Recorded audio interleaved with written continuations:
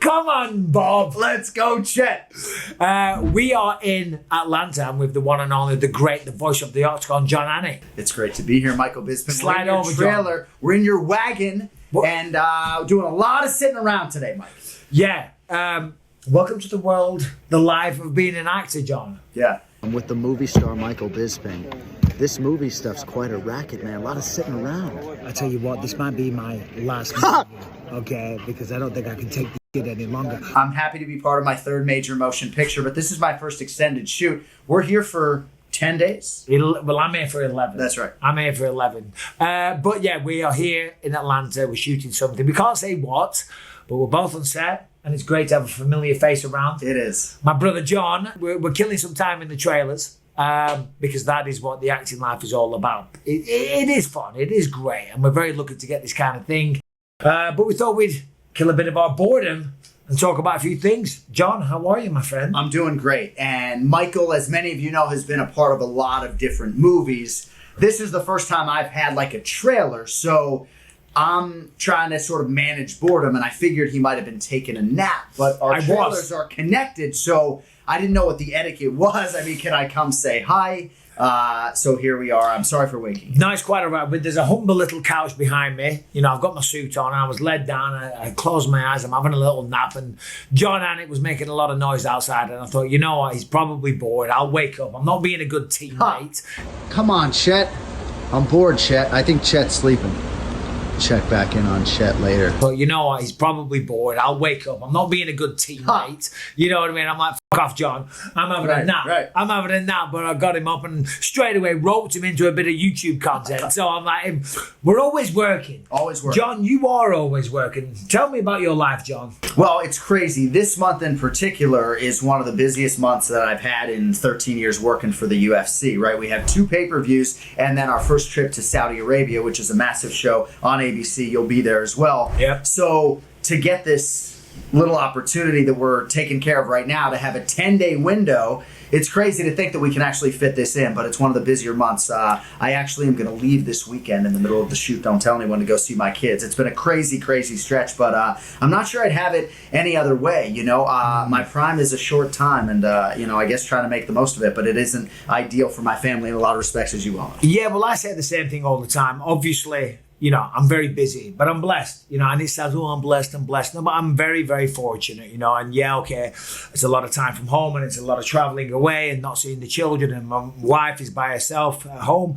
But, you know, the life of a former fighter can be a real tough, hard path. Yeah. Obviously, we've had different paths. We've ended up in the same place and no complaints, but that's us basically complaining about what a great life we have and how hard we have it, jet setting all over the bloody world. Yeah. But it's true though. People think, because I say like, oh, I'm going to Brazil for work. They go, wow, Brazil, that's amazing. I was like, no, you see the airport, you see the hotel, you see the arena, hotel, right. Airport, hotel bar a little bit at times, maybe a restaurant. That's it. Yeah. There's no going to the beach. We had a conversation about this earlier today and with some other MMA personalities. But yeah, I do think our road life is perpetually misunderstood. And as I've said, so much of my anxiety in life has to do with fighter preparation. I don't get anxiety about performing on pay-per-view, staring into a camera and addressing millions of people when Conor McGregor is fighting. But the anxiety that I have in the prep is real. So yeah, Same. I'm not on the beach in Rio. And I know, like I can attest, like you prep a ton. Dominic, I got one question. Did you do your research? All I'm wishing is that we had a mute button. Yeah, so we're not on the beach in Rio, and it's a labor of love, right? Like this, we are choosing to sit here and talk about MMA right now because Which that's we are what going to do in just a second. Want to do, right? Like we could dick around and sleep and watch Netflix, but we want to be here, and Michael Bisping's content's always going to be free. No, come on, let's go. It is as well. So what should we talk about, John? What's going on in the world of mixed martial arts? What is the top of the sphere, if you will? No pun intended. The sphere is coming up soon. I guess it's going to be UFC 303 Conor McGregor. Michael Chandler last fought in November of 2022, and certainly there are other guys. Bilal Muhammad knew he was going to have to wait for his championship opportunity. Alexandre Pantoja knew that he was going to have to wait, and he did, and he won the championship. But this fight being potentially in jeopardy is a really inconvenient reality for Michael Chandler right now, because once he had a date, I feel like he was pretty convicted that this fight was going to happen, and maybe it actually will. But so much has been made of the Conor McGregor side of this that I'm sort of inclined to lead with Michael Chandler today. Now, there are reports that maybe they're looking for an alternate opponent or fight. It's just absolutely crazy. I mean, I don't want to speculate, right? But I do know that, broken legs are hard to come back from, my man. Yeah, I'm just sliding you in a little bit, John, just so we get equal amounts of screen time. Right. Or amounts of screen. Yeah. Yeah, look, the reality is we haven't heard anything formal yet from any of the sides, right? So my best guess, because they're all guesses, you've seen a lot of reports out there and things like that. I don't know. Somebody's injured. Is that somebody Michael Chandler? Doesn't look like it, right? He's out there. He's been posting a little bit here and there. Conor McGregor did break his leg. Maybe that's injured. Maybe he's got a cut. Who knows what the situation might be, right? But more than likely, he's injured. And they may push the event back. I don't know. Don't take it from me. As I said, these are guesses. But it is shrouded in mystery. It's really interesting when you look at the calendar as well, in terms of when, if this fight gets delayed, it could potentially land. It's not going to be UFC 304 in Manchester. Probably not going to be UFC 305 in Perth. I know Ronda Rousey fought in Australia. I'm sure Conor has expressed an appetite to fight there, but I highly doubt that he's going to go to Western Australia, with all due respect, right? Yeah, well, the private jet would be very expensive to get there. Then you look at UFC. He can afford it, though. Then you look at UFC 306 at the Sphere, and this is nothing but my opinion as an MMA fan, right? This is not any informed speculation. This is not any inside information. I just feel like the Sphere is this one-and-done event with this monster budget to showcase the UFC, and I just don't know that you need Conor McGregor and some of the clamor that comes with it for that Sphere live event. So my fan opinion is that they want to separate Conor McGregor and the Sphere, and I could be totally effing wrong on that. Yeah. So then you start to look at Abu Dhabi and Madison Square Garden and Vegas in December, and if you're Michael Chandler, you're staring 2 years off in the face. Yeah, and that's a real shame for Michael Chandler, because as we know, he's a class act, he's a great guy, and he's a hell of a fighter as well, brings nothing but excitement. And McGregor is, the guy that's highly anticipated to come back. He brings a lot of excitement. Of course he does. I've had my ups and downs with McGregor personally over the years. Do you want to go to fucking mall? But no one can deny the excitement that he brings. There's nothing quite like a Conor McGregor fight week, and fair play, right? So I guess that remains to be seen. You were just saying before we started, John, there was a tweet or a post from Dustin Poirier in relation to his fight that he had against Islam Makhachev, of course, lost the belt to Islam. Lost his attempt at becoming the champion. But what was the tweet? So, partially torn ACL, badly broken nose, broken rib.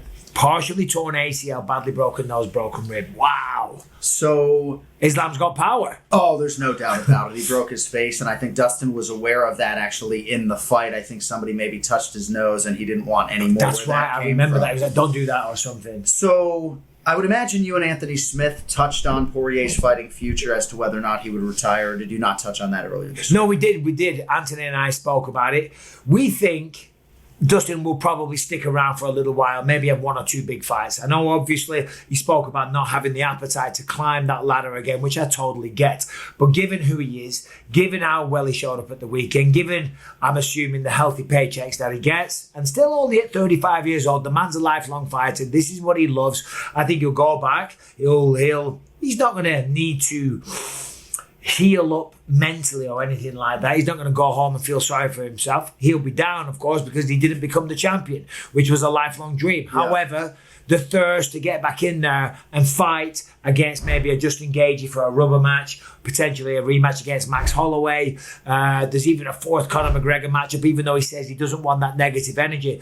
There's a lot of big opportunities for fun fights with Dustin Poirier at maybe 170 pounds, not even 155. You know what I'm saying? He's still a fighter, and I still think he's got a lot to give the sport.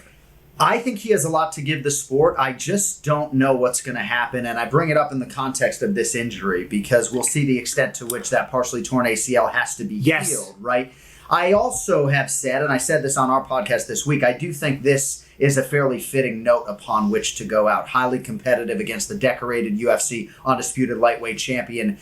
You didn't bring up a fight that I think will get Dustin excited enough to come back. What is Dustin Poirier's net worth right now?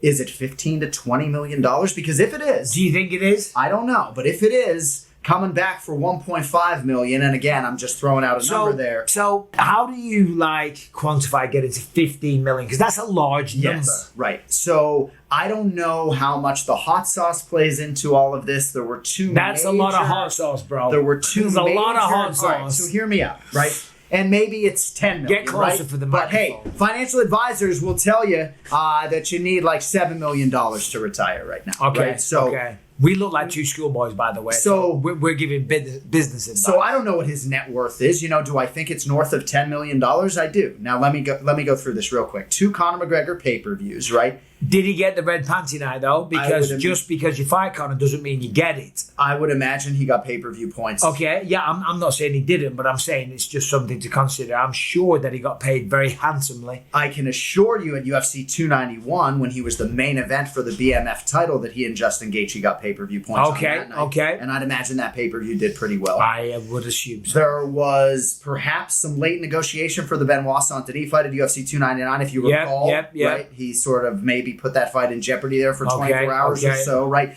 Either way, I just think that, and I think he's managed his money well, and...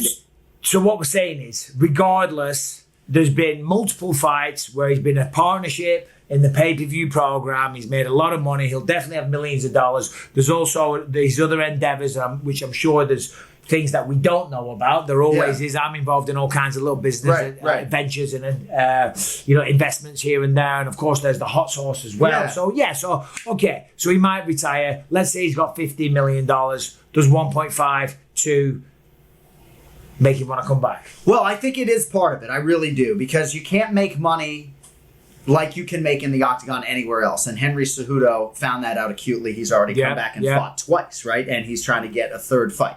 But in terms of the matchups for Dustin Poirier, right?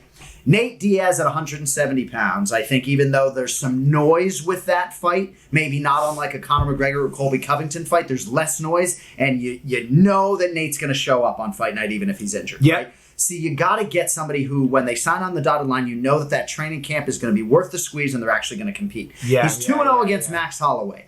If Max Holloway's BMF belt was on the line, does the BMF belt itself, is that a draw for Dustin Poirier? I don't know the answer to that, but I think the Holloway trilogy, when you're up 2-0, doesn't necessarily have tremendous appeal. A fight with Justin I was going to say he's already won 2 fights, so that actually does nothing for him mentally in terms of his legacy. Right. Of course, there will be a financial incentive. There will be a BMF belt, but it isn't the lightweight championship that he's yearned for so long. So the trilogy fight with Justin Gaethje, I think, makes sense. It makes financial sense, but I don't know that that's a fight that, when Dustin says to Joe Rogan after this most recent fight, what am I fighting for? If I do fight again, what am I fighting for? Just to fight? It has to. I've done that 50 times.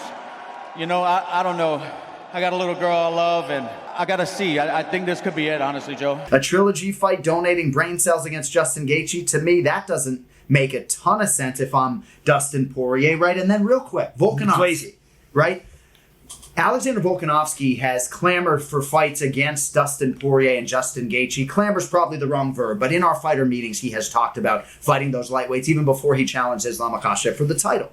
Some people would argue Alexander Volkanovski's on the goddamn Mount Rushmore of MMA, and yet if you're Dustin Poirier fighting the smaller man, when you already have 2 wins over Conor McGregor, 2 wins over Max Holloway, you beat Eddie Alvarez, you beat Justin Gaethje, beating Volk is a tremendous help to have. He's one of the greatest of all time, but bigger man fighting the smaller man, I just don't know. And let's not forget, and with all respect to Volk, because we all love Volkanovski, the man is an absolute legend of a human being and also as a fighter. He did just lose his last 2 in a row and he got finished twice as well. So again, maybe it doesn't have the same magnitude as what it once might have had.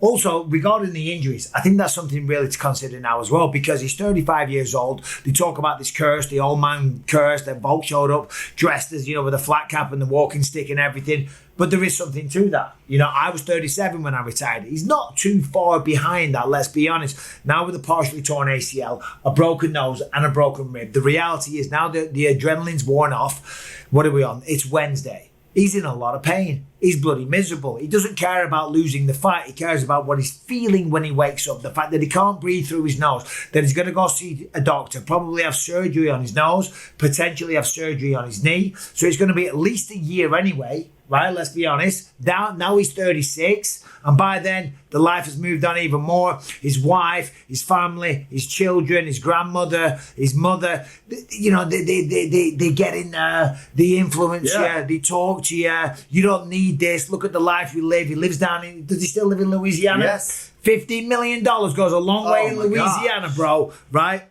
Dustin ain't ever fighting again. I think when you put it like that and you set that kind of scene, enjoy the riches. And we were talking about this before, and I hate to bring myself into it, but we were backstage with some other MMA people. We can't say who.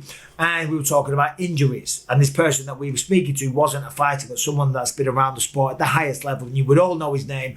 And he's going through the same things, so many injuries. And he said, Mike, let me ask you something. And it's like, my neck's fucked. I've got 2 fake knees. You know about the one eye. My wrist is all deformed. I've got to get a surgery on that. I've got a broken back in 2 places. Wouldn't change a damn thing, because I live the life now. I'm sitting here with Jon Anik, for crying out loud, on a movie set in Atlanta. I'm flying to Saudi Arabia. I'm going to Vegas. I do a sport that I love. I'm involved with a sport that I am truly, utterly so passionate about, you know. And this person was saying that he doesn't get paid to do his job. He gets paid for the traveling. And that's a great way to put it. So even though Dustin Poirier, to bring you back to what we're talking about, he's suffering right now and he's got all the injuries and all the rest of it. And yeah, he's not the champ. He's got the legacy. He's got the money. He's changed the fortune of his family. His daughter is set. She's going to have amazing opportunities as she goes forward. And I think the more he has time to sit down and let all that kind of sink in and soak in and understand that that's his reality, then I don't think he will fight again. And perhaps above all else, I'm not a fighter, but as Michael found out today, I've been knocked out cold twice playing basketball. There'll be a third soon, I tell you what. Sure. If he doesn't get out of this, if he ever wakes me up again. Hit my head, I know. Won't happen again. So I hit my head on a basketball floor twice. In high school, my final game ended with me completely out, right? So in terms of Dustin Poirier and his brain, and I don't know if pro fighters think that way, but if I'm DP, right, and I'm looking at my Bank of America checking account balance and thinking to myself, I've had 40 pro fights, and he says 50, but at least on our numbers, he's had 40 pro MMA fights, and he's still sharp as a fucking tack. So he's got his brain, and he did just get knocked out by Justin Gaethje last summer, right? He did just break his face against Islam Makhachev. Like, you got your brain.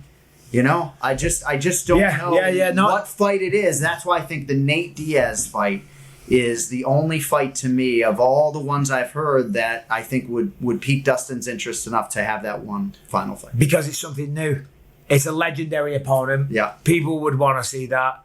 We'd all fancy Dustin's chances. No disrespect to Nate Diaz, just stylistically, you know. So, that is an interesting call. John, I want to ask you something, because I don't know if you've ever spoken about, you know, like, everyone knows I was a fighter. I started doing work on Fox Sports, the pre- and post-fight shows and all the rest of it. Then I started commentating The Contender, and then kind of got my foot in, got my claws into this role. How the hell does Jon Anik end up sitting here in this role? Give him a quick bit of your background, John. I am genuinely intrigued to know. Well, I'll do the efficient 90-second version. There we go. Maybe it'll be less. The elevator pitch. I was hosting the Mouthpiece Boxing radio show in Boston, and that's what gave me some combat sports experience. When several years later, I was at ESPN, embedded in Bristol, Connecticut, as a full-time employee, and ESPN Digital Media was launching a show called MMA Live, which later would air on ESPN UK. Michael Bisping did not enjoy me on that particular program, but that is neither here nor there. So in 2009, there was one point where I almost got a short notice opportunity to call a WEC fight. Todd Harris was ill. He ended up getting an IV, and he was able to call those fights. But ESPN at the time was not going to allow me to go call those WEC fights, even though I got a call from Pete Dropic and Craig Borsari at that point in time. So I'd later get an opportunity to do Bellator Season 1 in 2009. So Eddie Alvarez moving on. Takes care of the hype and the pressure, no problem. He is on to the semifinals. Wasn't able to do Bellator Season 2 because of my ESPN contract. In 2011, when John Jones beat Shogun Rua, I'm there with ESPN. I'm backstage. And my now boss, Craig Borsari, comes up to me. He says, hey, Come next year, we're doubling our schedule from 20 live events to 40. We want to give you an opportunity to be a play-by-play guy. Have your agent call me on Monday. I didn't have an agent. I hired one on Sunday. Hopefully Craig doesn't see this. I had an agent. But no. So my agent called Craig, and the rest is history. But I think Lorenzo Fertitta was a big impetus for me getting hired because he watched MMA Live and maybe appreciated my work. But thank God I had that Bellator experience, and very thankful to Bjorn Rebney for giving me that opportunity in 2009 because it gave me the confidence to leave ESPN in 2011 and latch on to mixed martial arts. Because real quick, in 2007, I go to Elite XC1. Frank Shamrock, Henzo Where Gracie. was Elite XC1? Was that Hawaii? Tunica, Mississippi. Oh, love Tunica, Mississippi. So, but dude, that was the first time I saw mixed martial arts live in person. Frank Shamrock, Henzo Gracie. I was there with my boxing show, and that's the night everything changed because I saw MMA live for the first time, and I was like, wow, this is incredible. And I've got one thing to say to that. In fact, two things. Number one, and we're very happy as well, because the world of mixed martial arts would not be the same, John, without you calling those big events, and I truly mean that. But number two, that was way over 90 seconds. It wasn't even close. All right, somebody time it, dude, for crying out loud, that was not 90 seconds, no way. So while you were talking, going way over 90 seconds, I Googled MMA to see what comes up. Yeah. We just have some random topics. You were here for this one. Mihail Olashechuk, who, of course, the referee stopped it at UFC 302. Kevin Holland had him in an armbar. Mihail Olashechuk says the arm didn't break at UFC 302, disagrees with the stoppage. So the arm wasn't broken. Herb Dean stopped it for fighter safety, which is, of course, paramount. I didn't like the stoppage, although I didn't have a problem with Herb.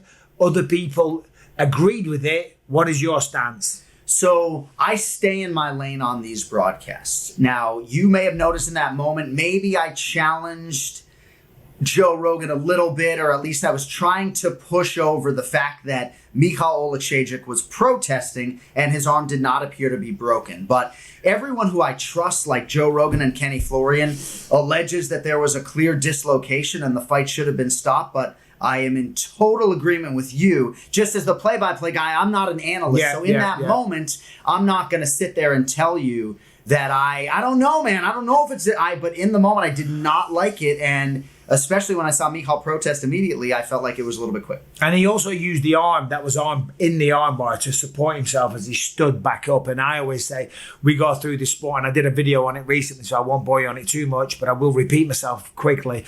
It all hurts. Getting kneed in the face hurts. Getting your nose broke hurts. Dustin Poirier is prime example of that. Having partial ACL tears, they goddamn hurt. It all hurts. Being in an armbar, that hurts. If you want it to stop, you tap.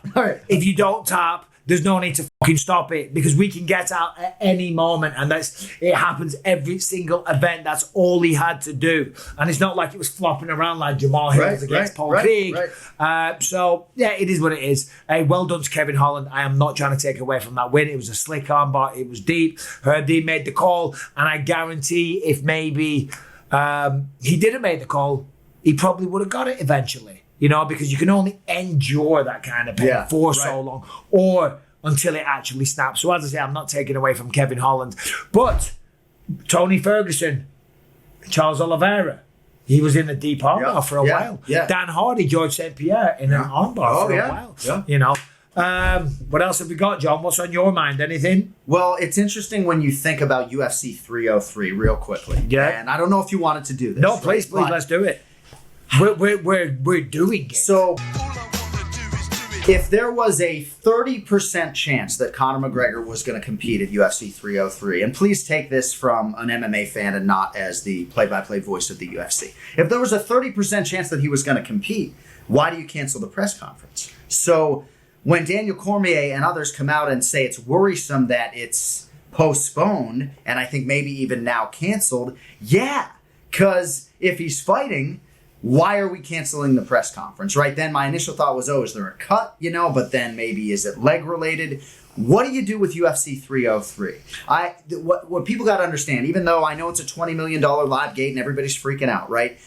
The UFC live event has never been a hotter commodity, right? The appetite for UFC tickets and the amount of people who want them in Vegas right now is absolutely crazy. So I'm confident in this roster and this promotion to put together a great main event. But I don't know, like if you're Michael Chandler And you're proposed with waiting till Madison Square Garden in November, headlining UFC 303. I think at this point you got to compete. Yeah, for sure. If I'm Michael Chandler and I'm given that opportunity, then yeah, you still got to compete, because the thing is, he's hanging around for the quote-unquote red panty night, okay? But at some point, I'm not saying he moves on from the fight, because it's a massive event. He's hyped for it. McGregor's hyped for it. We're all hyped for it. So I would say take another fight if that fight still presents itself as an option. But if he loses, then McGregor's probably not going to want to fight him. So even though I was saying, yeah, he's got to fight, as I'm talking, I'm disagreeing with myself. He's waited this long. What would another month or two be? Now, listen, we don't know. The fight still might go ahead, although the press conference has been cancelled. You know what I mean? It has been cancelled. So we don't know what's going on. I think in the next 72 hours or so, something formal will come out. So we're kicking the ball around here. I haven't spoken to anybody at the UFC. I don't know if you have. No, but Michael Chandler is readying for a fight 24 days from now at 170 pounds. Now, Alexander Volkanovski several times has weighed in as a backup. He has saved the day. I love just saving the day as well. I'm just that good of a guy. I might have to save the day. I'll save the day. He has offered himself up in this particular setting, but I mean, mate, I put a few more feelers out. Conor McGregor, Chandler, whatever. Dana White doesn't like catch weights, right? So you're staring at Chandler Volkanovski at welterweight. I don't think Michael's all of a sudden going to sign a lightweight contract right now. So I understand that sort of. Those are two names that have been bandied about, but I think you got to widen your scope here and think across all divisions. I mean, let's just obviously we both commentate for the UFC, so this is just us sitting here as I know nothing. We're sitting here as actors, darling. We're actors. This is true actors. Just happen to be in Atlanta, chewing the fat about the scenarios. Hey, can I get a coffee out here? Yeah, that's right, John. That's right. Start throwing some shit around. Get a bit of respect. Anyway, let's just assume that they need to get a replacement, and this is just hypothetical, of course. Who would that be? What kind of fight could replace that? Now, we know McGregor is by far the biggest star, but what other star power could we bring in, John? So Renato Moicano has offered his name up, and while it's a big one that is on the rise, the name on the tip of my tongue is Charles Dubronx Oliveira. I love Renato Moicano. I'm sorry. Renato, I love you, brother, and I will show you the money all day long. Moicano wants money! That ain't the name. No. That ain't the name. I said Renato Moicano has... it's all going wrong. Has mentioned now, obviously his countryman Charles Oliveira is like a dream fight for Money Moicano, right? But for me, when I have pulled... Oh, now we got Coke Zero all over the trailer. All over the... You want to switch trailers? No, we're good, bro. We're good. Crack on. Keep it rolling. Right. We got to stay professional, John. What were we talking about before you Charles started? Oliveira. Yeah, so when I polled UFC fans recently, and I did sort of an informal poll after Alexander Volkanovski lost to Ilia Topuria. Real quick, do you think Leonardo DiCaprio's cleaning up his own spilt Coke Zero in his trailer? I don't think so. No, I don't think so. Do I need to page wardrobe that your Mark Russell suit now is covered in Coke Mark Zero? Russell, by the way, does an amazing suit, which is what I'm wearing in the shirt. Yeah. Not the tie, but Mark Russell, amazing tailor. You should check him out. Anyway. And if you really want to know, all my Mark Russell suits got lost by FedEx, so I'm wearing like Calvin Klein off the rack right here. Sorry, Mark. I was going to wear the pink suit too. But Alexander Volkanovski loses to Ilia Topuria, and a lot of our fan base was really upset because Volk is their favorite fighter. So at that point in time, I polled the MMA masses, or at least my followers, as to who their favorite fighter was. I've never gotten more response in my life on social media, right? Because I think a lot of people are passionate about who their favorite fighter is. And the name that kept coming up, other than John Jones and others, was Charles Dubronx Oliveira. And he obviously fought fairly recently. I don't know his availability, but he's the guy that I would be trying to build this card around, because as a matchmaker, he's bulletproof as far as entertaining, and I think the internal metrics suggest that he's like a top 5 UFC superstar. Well, the reality is he's one of my favourite fighters because he's just all-out excitement. And granted, he lost at UFC 300 to Arman Sarukian, stylistically a very tough matchup for anybody. And he was able to, this is no disrespect to Arman, he was able to spoil the fight. He was able to spoil the excitement and control Oliveira and fight smart, which is what you got to do, because Oliveira will just walk anybody down. That's why I say he's one of the most exciting fights that we've ever seen in the sport, not only in this era, throughout the history of mixed martial arts, because he can get it done everywhere. He's got knockout power. He's got incredible jiu-jitsu. So he just walks forward, super aggressive, and doesn't really care about the consequences, which just makes for a ridiculously exciting proposition.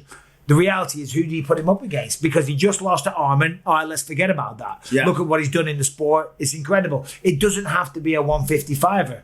Could be a 45. Could be Volkanovski. Right. Does that do it? So I thought that maybe you have Charles Oliveira and Michael Chandler fight in a rematch at 70. And again, I'm just thinking out loud here, right? But you keep Chandler on the card. They do have connective tissue because they fought once before, and Michael Chandler was this close to knocking him out and becoming the undisputed champion. So I think maybe there could be something there. Could you pull a Nate Diaz out of your hat? I think probably not. But, I don't. There was one other name that I was thinking about when we were talking about Charles and Michael Chandler. It'll come back to me, But when you look divisionally, like the BMF belt, right? Could you do Max Holloway fought Charles Oliveira in a main event in Saskatoon in 2015, if memory serves, and Max Holloway won that fight. But Charles Oliveira, that's fine. I'm cleaning Charles up cold stains on my trousers. Charles Oliveira got injured early in that fight. We might be getting called here. Hold on, this is a movie star moment. Hold on. Hi, you ready for us? Both in here. Yeah, we're doing a little YouTube. What do you need? Yeah, ready? Are we requested on set? We're done. Wrap it up. You need my artistic brilliance? She doesn't want to be on camera. I just say you need my artistic brilliance on set quickly because the economical. We gotta go. Well, this was fun. But no, Max Holloway and Charles Oliveira fought in the main event. And I think you could do that fight at maybe 65 for the BMF belt. But hey, thanks everybody for indulging us. We gotta go. We gotta go, Joe. John, bye.